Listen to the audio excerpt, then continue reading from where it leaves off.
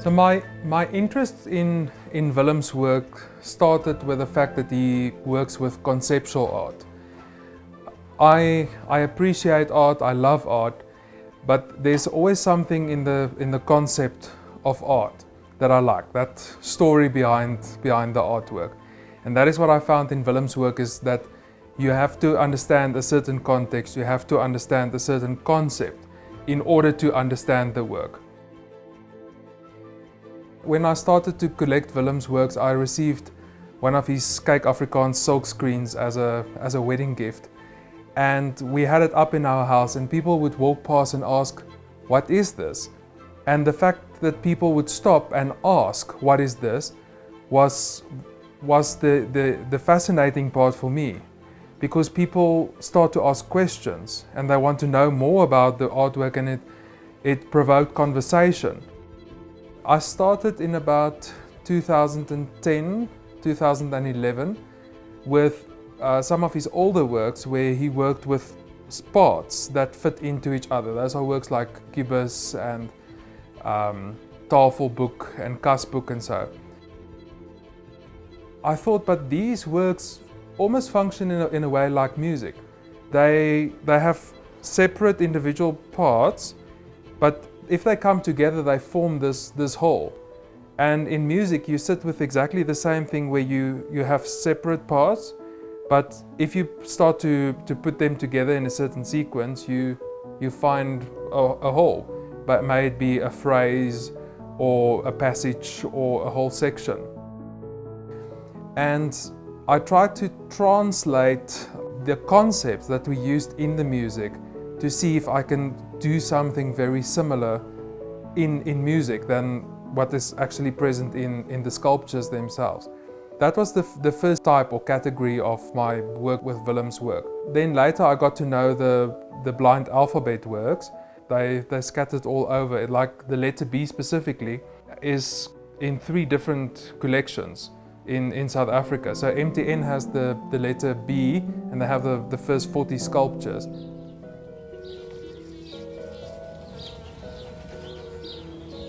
And I was kindly invited by Neil from MTN, who showed me those works. I think the first time I saw them, they were in a storeroom. He phoned me the one day and he said that they are inviting some visually impaired people over for the day, and they will interact with these sculptures. It was interesting to see how the people engaged with the works, and to see how the people were on a social level engaging with each other.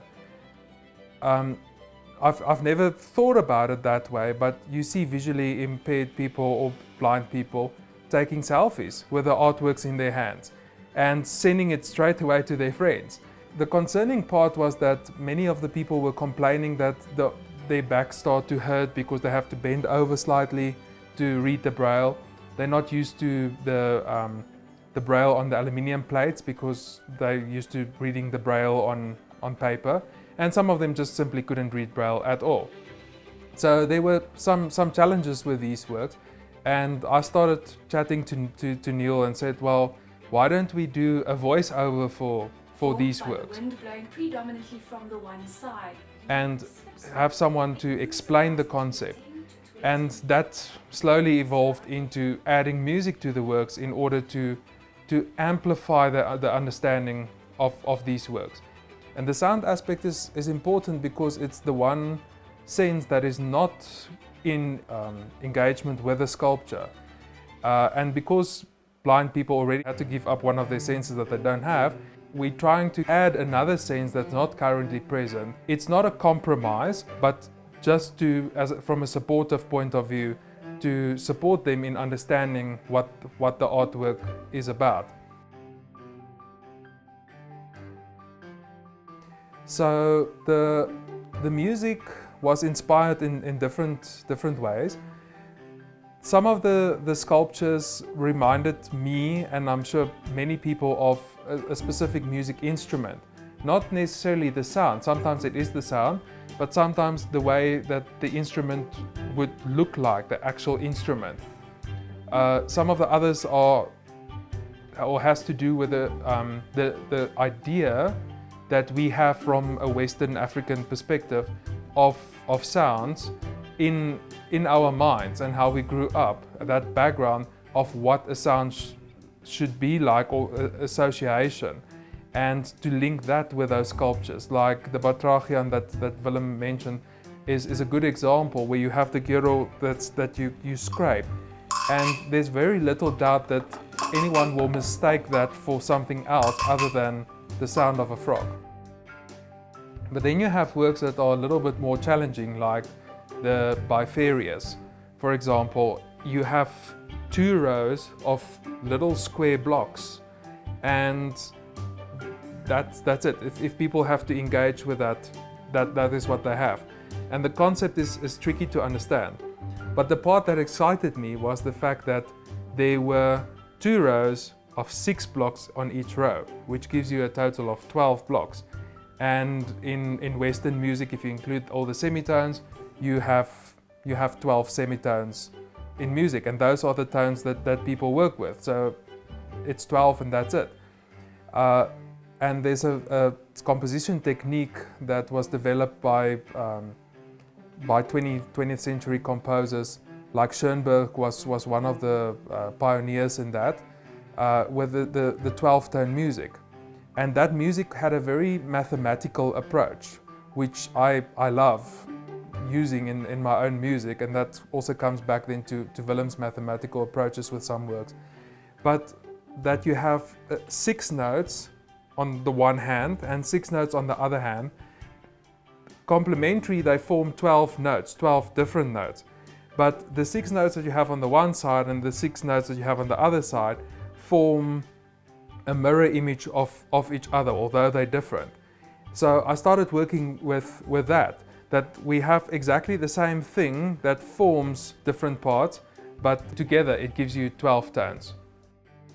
As an able person, I can actually see that each side is made out of the same wood, but you wouldn't necessarily know this unless you feel the texture very, very carefully of the sculpture. Because they're the same wood, it has the same color, so it's very easy to see the pattern. But as a visually impaired person, I can only imagine that it's tricky to sit with this work and try to understand exactly what's going on.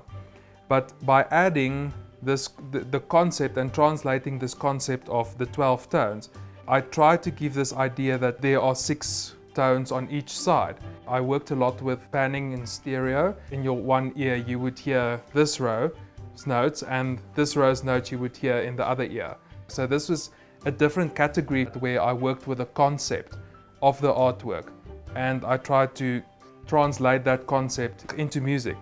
And that works with the analogies of the blocks being represented as notes. Willem's sculptures, if you have access to the text, which able-sighted people are not supposed to have according to Willem, the normal letters are supposed to be a secret. He wants to have the braille out, and that people should read the braille. And up to now, the artwork was very much almost exclusively for people who could read braille. And we've talked about the possible problems we might run into at a later stage, and how this addition of the voiceovers and the sound would help or prevent those works from dying with the braille also. So Willem kept a journal for every sculpture. And at the end of every journal entry, he wrote the date that he made that sculpture. And if you look at that, you would see that he managed to make 1 sculpture per day, which I know has become almost a meditative process for him as a sculptor. And this was not a conscious decision, but it happened that I didn't manage to make more than 1 sound for a sculpture than 1 sound per day. That was very much my limit.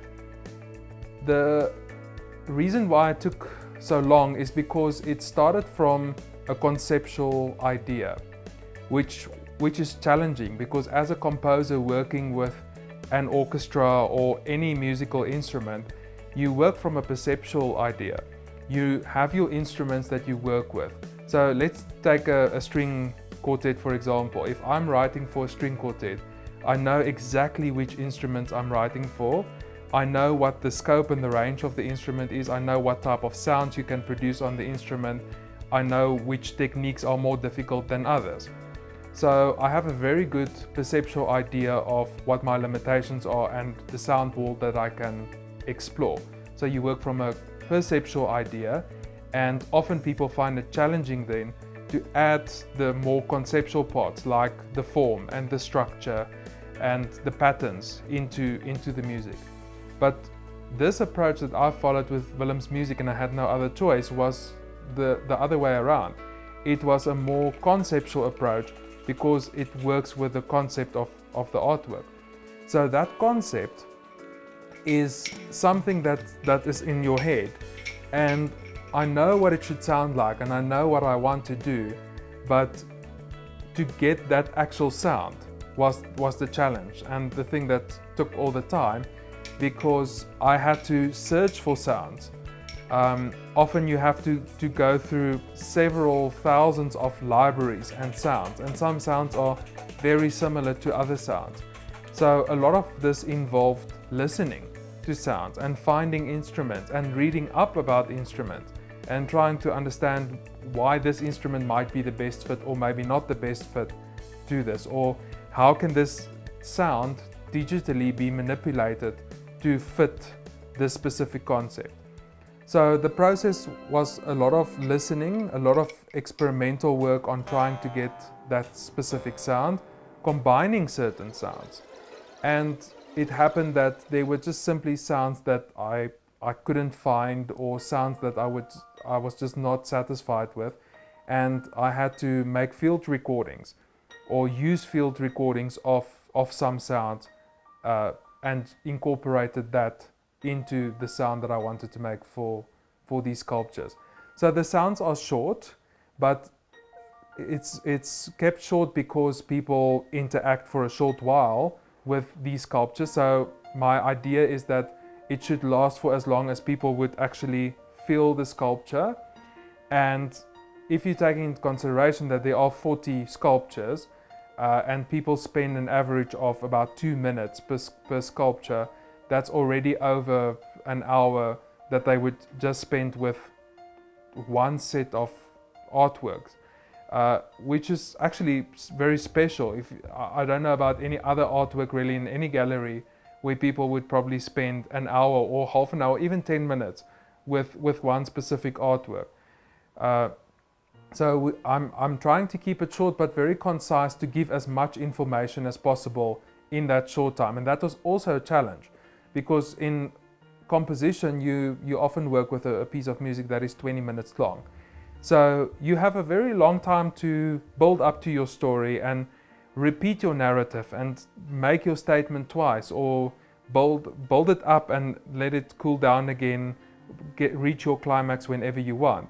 But with this limitation, you have to say what you want to say in a very short space of time, also to keep the interest of the person who's engaging with this artwork. So the text was split into two parts. So what people will experience when they interact with these works is they will hear a short bit of the voiceover that will give them the basic concept of what they are about to feel or engage with, and then they have the music. So the music will follow upon that and is there then to heighten that sensation or the experience of the artwork.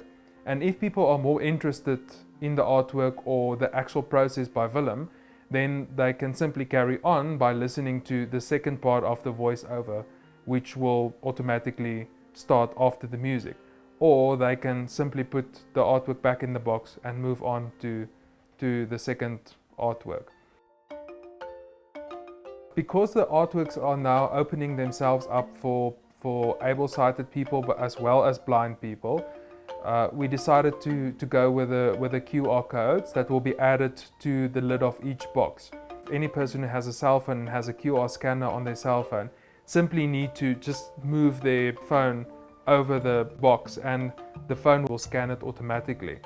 So by scanning the QR code, you will be redirected to a site where your music will start to play, and you can access your music right away while interacting with it on your own headphones with your own personal equipment. And I think it's an innovative way of working with technology, especially with the works being in the MTN Foundation collection, and that they are looking for innovative ways of using technology and also making it accessible to their patrons.